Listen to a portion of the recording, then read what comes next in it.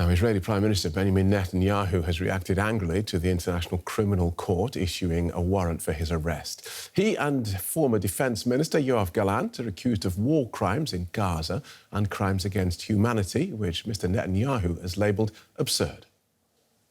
The truth is simple. No war is more just than the war that Israel has been waging in Gaza after Hamas attacked us unprovoked, launching the worst massacre against the Jewish people since the Holocaust. Well, as you can imagine, response to this news amongst international leaders has been mixed. Here's a flavour, starting with Hungarian Prime Minister Viktor Orbán, whose country is a member of the court. There is no other choice but to defy this decision. So today I will invite Israel's Prime Minister, Mr Netanyahu, for a visit to Hungary. And in that invite, I will guarantee him that if he comes, the ICC's ruling will have no effect in Hungary and we will not follow its contents.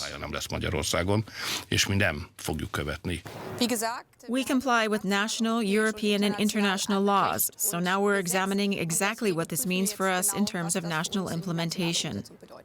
We fundamentally reject the court's decision to issue arrest warrants for senior Israel officials. We remain deeply concerned by the prosecutor's rush to seek arrest warrants and the troubling process errors that led to this decision. The United States has been clear that the ICC does not have jurisdiction over this matter. You've heard us say this before. The Secretary General respects the work and the independence of the International Criminal Court. And I will leave it at that for now. It means that the Palestinian people know today that their cries and their efforts to reach to justice and accountability to the crimes committed against them are being implemented and advanced. Yes, justice sometimes takes much longer than bullets and bombs, but at the end of the day, we have reached a point of no return. The Palestinian people deserve justice. Legal institutions exist to hold people accountable and to meet the requirements of justice, and therefore this decision must be treated with respect. And our correspondent Rosie Burchard, who's in The Hague, sent this update on international reaction.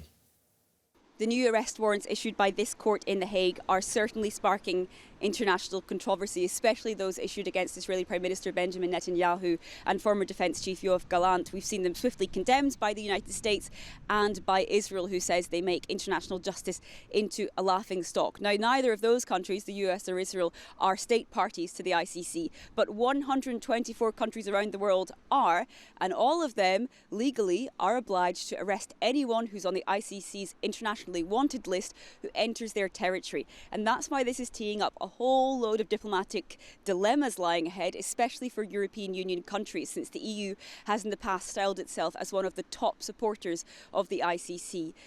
The EU's top diplomat, Josep Borrell, has been reminding member states that this is an independent court with legally binding decisions, while on the other hand we've seen Austria saying that the move to issue arrest warrants against the Israeli Prime Minister damages the court's credibility, and Hungary has gone so far as to say it would defy the arrest warrant and invite the Israeli Prime Minister to visit Hungary. Now, important to note that the internationally wanted label hasn't always in the past turned people into global pariahs. Russian President Vladimir Putin, for example, is also officially a suspected war criminal, but we've seen some international leaders still happy to shake his hand, and Mongolia did not arrest Vladimir Putin when he came to visit the country earlier this year, despite the fact that it was legally obliged to do so on paper. And that really shows the key limit of international law. There is no international police force that can swoop in and arrest suspected war criminals.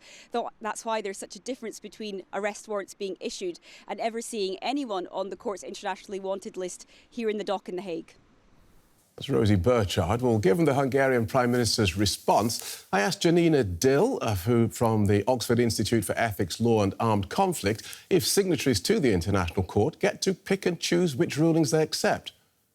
No, of course not. All members of the Rome Statute have a legal obligation to arrest Prime Minister Netanyahu, former Defense Minister Gallant, and theoretically Mohammed Deif, should they be on their territory. So these individuals cannot now travel to 124 member states of the Rome Statute without risking being arrested.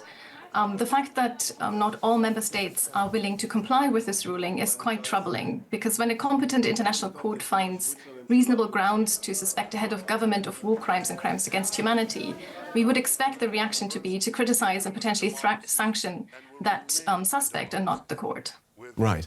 And so the court has no enforcement powers itself over suspects, but this looks like an additional weakness in that it cannot sanction member states who don't follow its ruling. Am I right about that?